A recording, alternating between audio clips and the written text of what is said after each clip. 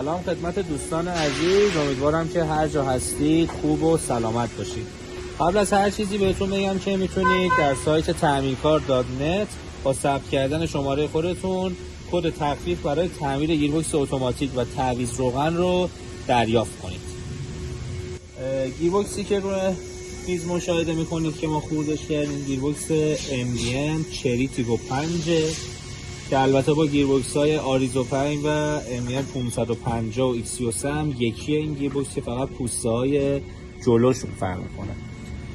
اول از قطعات پرمصرف این گیربکس براتون بخوام شروع کنم بگم، مهمترین و اصلی ترین قطعه اویل پمپ این ماشینه.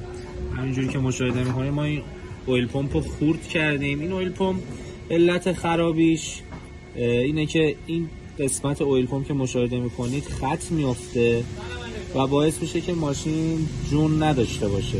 یعنی شما سربالایی‌ها که گاز میدین به ماشین جون نداره اصلا و اصلی ترین علتش میتونه از این قطعه باشه که مهمترین و اصلی ترین قطعه ماشینه.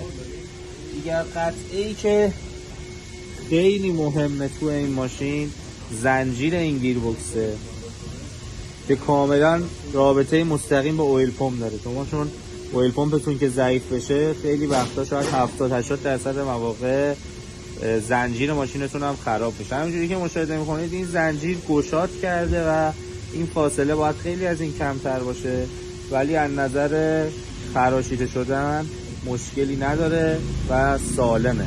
توی مشکل این قسمت رو بیاد نگاه کنید، ببینید خط افتاده. این خط خورده ای که زیادتر میشه باعث میشه که این زنجیر پاره بشه و هزینه زیادی رو برای گیربکس میتراشه.